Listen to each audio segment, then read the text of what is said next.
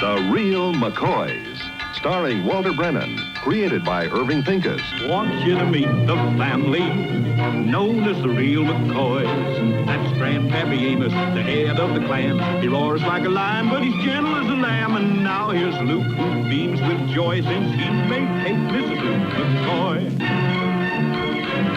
From West Virginia they came to stay in sunny California. Old Grandpappy Amos and the girls and the boys of the family known as the Real McCoys.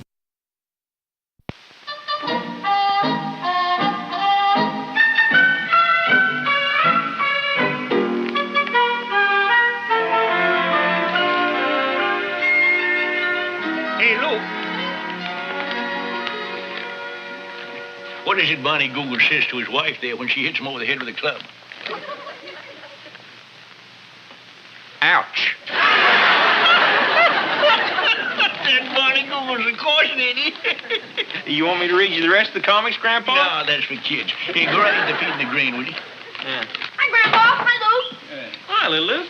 Grandpa, you're going to be famous. What? Well, I entered the essay writing contest at school. I got a chance to win a $25 savings bond. Well, what's going to make me famous? Being a grandpa to a boy what owns a barn? No, I'm writing my essay about you.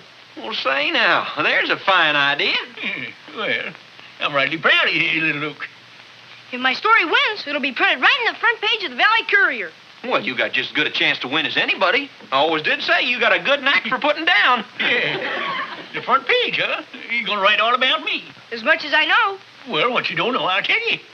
Say, right about the time How about the 4th of July Mule Derby at Smoky Corners Downs? You know, how you thought you had the race won until you fell off the mule when you waved to the grandstand? That'd be funny. No, sir. You ain't going to write nothing like that about me. If you're going to write something about me, it's got to be something good I done. Something to make me look like something of a figure. I better write something about you out of my own head. Why don't you write about my fishing? I'm the best fisherman you ever seen.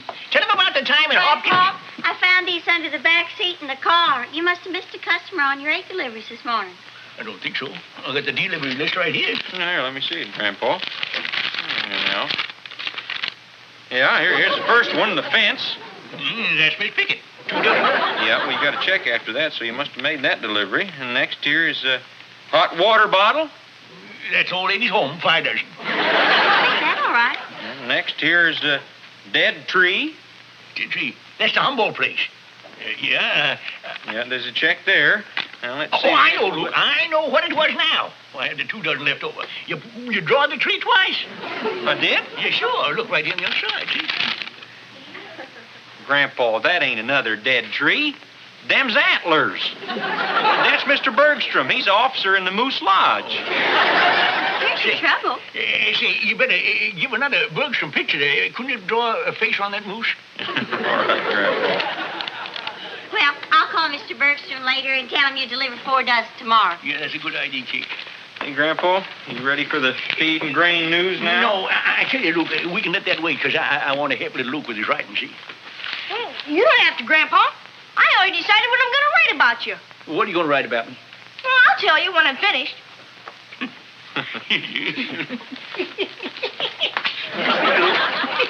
In the next few days, you'll be reading my name right in that very paper. Wonder what it's going to sound like. Well, let's read something here and see. Yeah, why don't I just put your name in one of the items here in the paper? Good. Go ahead. I'm listening. Here's one. Here. The Johnson's billy goat has still not been found. If any reader sees it, it answers to the name of Amos McCoy. Oh, Johnny. Ain't a bit funny.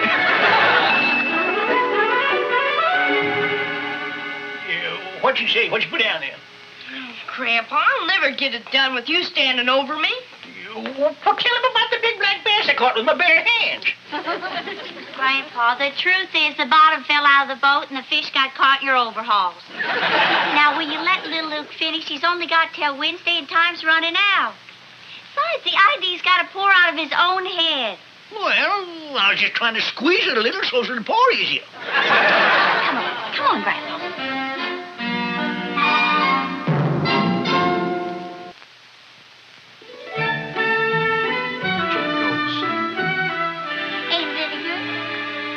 Well, yeah, he wrote it pretty good, but just listen to this. Listen. Yeah. My grandfather, Amos McCoy, was born in West Virginia a long time ago. As a little boy, he never had any schooling, being too busy working on his father's farm, growing corn and string beans for other people to eat. Even without school, though, my grandfather is as smart as they come. He's so smart that he'll figure out a way to lick a problem no matter what.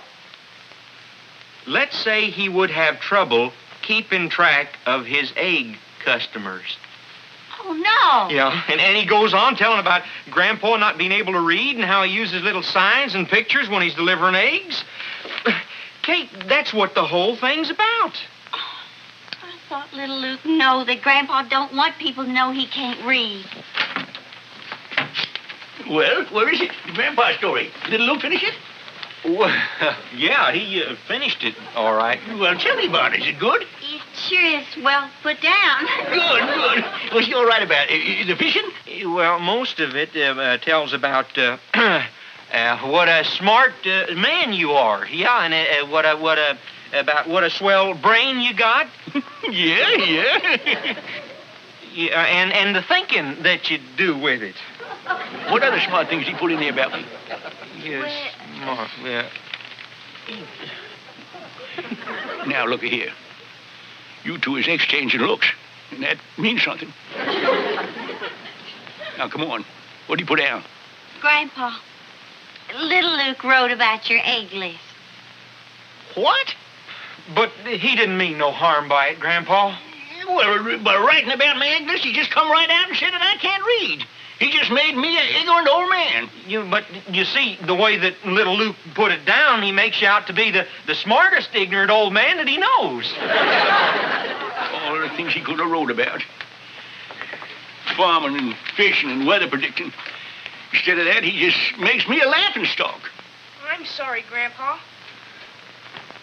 I thought he was writing about the most smartest thing I ever heard of. We know you did.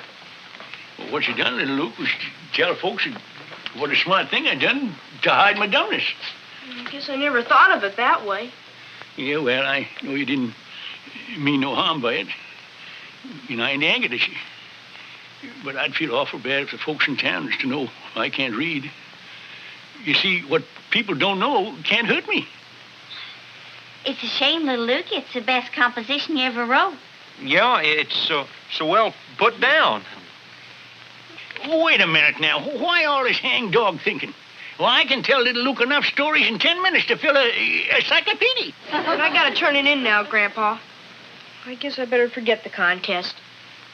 Say, 1 minute now. 1 goddamn minute. Why does that have to be about me? What do you mean, Grandpa? Well, it don't take but a minute to change that name from Grandpa McCoy to somebody else, to say, George McMichael. Or maybe Mac McGinnis. Now, wait. You can't come out and say that George McMichael can't read or Mac McGinnis neither. Well, then let's just make up a name. Here now, how would this sound? My grandpa, Jed Harrison, was born in West Virginia a long... Wait. You can't say my grandpa, Jed Harrison. Why, everybody'd know right off it was our grandpa. Well, why not say just plain Jed Harrison? I say it'll work. Golly, I think it will, too. Well, you just get to changing that, boy. You'll have that savings bond in no time. Grandpa, Huh? I still say you're the smartest man in the whole country. Well, it's rightly nice of you to say that, little Luke, but of course we all know it ain't so. In the county, maybe, but not the whole country.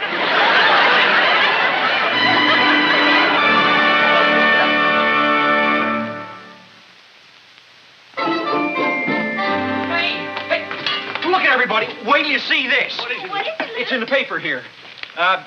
The Valley Courier is proud to announce the 5 finalists in the essay contest. Calvin Oakes, a happy fireman. That's the title of his piece. Richard Stoveroff, a president of a company. Bridget Sweeney, my mother's dressmaker. L. Luke McCoy, Jed Harrison back home. McCoy, you got it. I'm proud of you, boy. Let me see. Where's that? Yeah, that's his right there, Grandpa. All that acquaintance Yeah? Who's the fifth finalist, Luke? Oh, Willis Axtetter, my grandfather. Somebody did write about his grandpa, huh? Willis Axtetter? Well, I guess some grandpas has got it and some ain't. I'll write about you someday, Grandpa. Yeah, and what did he call me then? Harry Crenshaw? Grandpa, little Luke's one of the winners. We ought to be grateful. Yeah, I Say, guess so. it says here that members of the town council are going to be at the school auditorium for the reading and everything. It's sure enough going to be a big thing. Well, in that case, little Luke, you're going to have to look your best. I wonder if we have a clean, good shirt for you. I ironed 2 yesterday. You can wear my new polka dot tie. Oh, boy. What about your good pants? You know, I seen his good pants. They're awful baggy. Looks like he's been smuggling cantaloupe in the knees. I'll iron them out. Luke, you're going to have to give him a haircut. All right. And now, hold on. The boy's famous, ain't he? Well, yeah. And right now, he's the family's leading citizen, ain't he? Well, sure it is. Then I say a famous McCoy leading citizen should go first class. I say the boy with the golden pen is entitled to a town shoe shine, a town pants press, and to top it off, a town haircut. Oh, boy, my first bought haircut. You know them barber shops cut it awful close. You're going to have to start washing your neck up a little higher.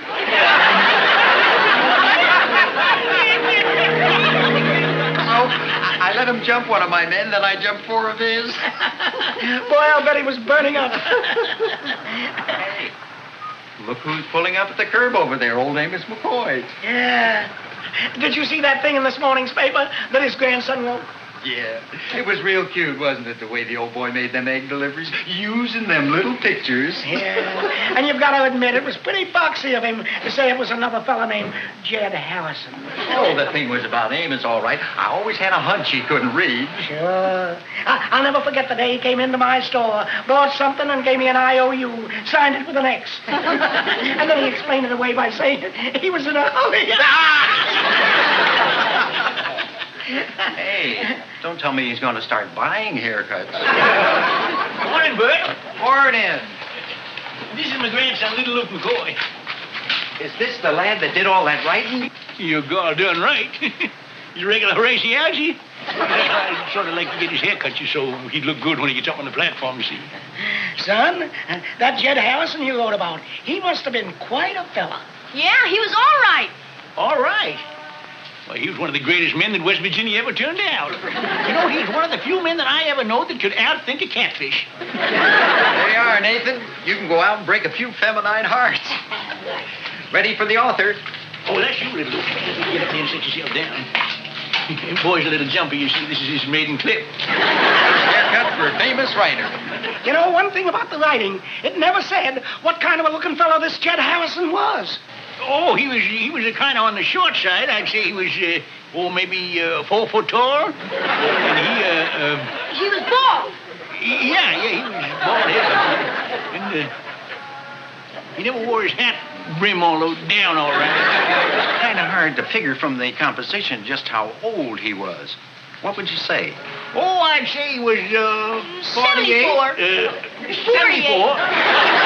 Well, it's hard to tell how old he was, you see. He changed his age in the drop of a hat. Say, hurry up, will you now, Bert? We got a lot of things to do. I sure love the way Jed Harrison delivered them eggs. Yeah, can't read a word, but he sure knows his pictures. Who draws them pictures for him, Amos? How do I know? Well, why don't you ask him sometime? He can't. Grandpa Harrison lives in West Virginia. Grandpa Harrison. Hey, now you got the boy all riled up in his head. I'm sorry, Jed. That does it. Come on, little Luke, we get your shoe shine. Now you see what I mean when I say I don't want you to get a town haircut. You get a lot of talking and no cutting.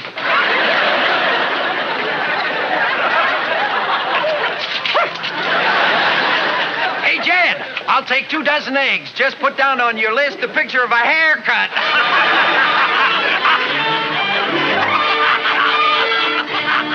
Grandpa, how could the barber tell it was you? Oh, some people's got suspecting minds. It's a good thing everybody ain't like that. Speed it up a little, will you, Henry? Sure thing, Mr. Harrison. Oh, another flapjaw, huh? Well, forget your shine, little Luke. Come on, I'll get your pants ready.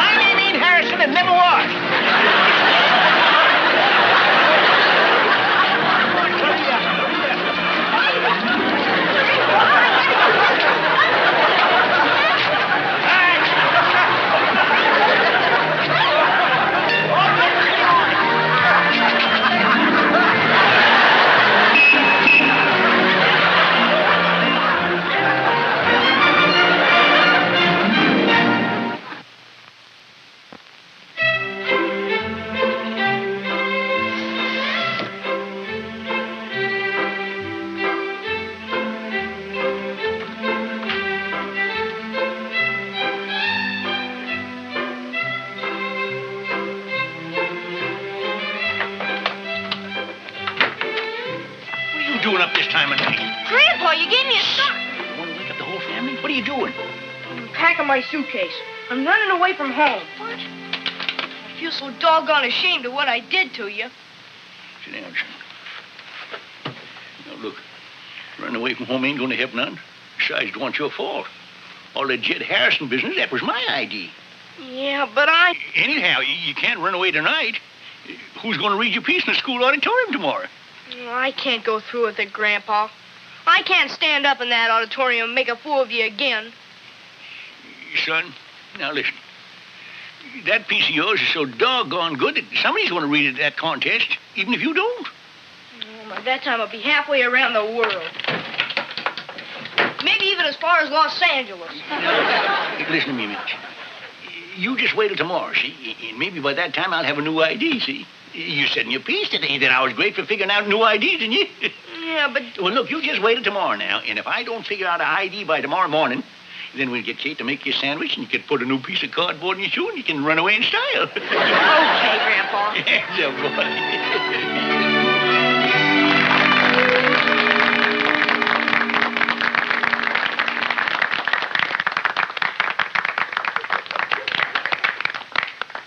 Judges, for the record, that was Calvin Oakes, the happy fireman. Well, that's 4 of them done. That just leaves little Luke to read his. I just can't understand why Grandpa'd come here and leave himself open to this. Ain't he hurting enough from town yesterday? It beats me. And now for our concluding essay by L. Luke McCoy, grade 8B. Title, Jed Harrison, Back Home. Oh, Mr. Harrison. I'll fix that now. Explain yourself, Luke. I got the situation well under cover. Yeah, but he's gonna... Luke's about to say his piece. Go ahead, little Luke. Yes, ma'am. Jed Harrison was born in West Virginia a long time ago. As a little boy, Jed never had any schooling, being too busy working on his own father's farm, growing corn and string beans and... Are you all right, little Luke? Do you want me to finish it for you? Thank you, ma'am. But would you mind if my grandpa finished reading it for me? Oh, that would be very nice. Has little Luke gone plumb out of his brains? What's he saying? Well, what you waiting for, Jed? Read it for the boy. Well, that's just what I aim to do. Grandpa, what are you going...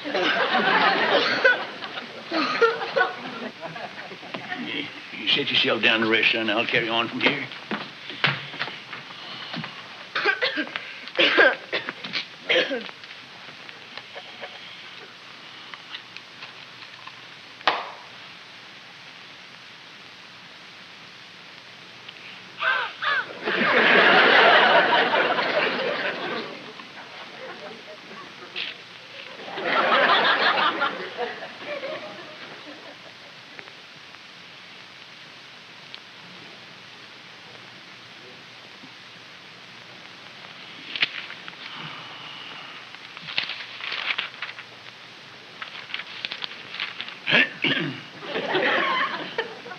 What's he gonna do?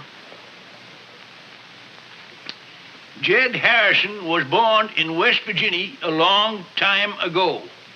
As a little boy, Jed never had much schooling, being too busy working on his father's farm, growing corn and string beans for other people to eat. Even without school, though, Jed is as smart as they come. He'll figure out a way to lick a problem no matter what. Let's say he would have trouble keeping track of his egg customers. Jed delivers eggs every morning. Jingos. He's reading. Not being able to read, he had to figure out a way to tell who his customers was and how many dozen they'd need. Before he would get in his car to go into town, he would get the egg list from his nephew, Buster Harrison. with 2 R's. On his route, he would first go to Miss Pickett's. The sign for her was a picket fence.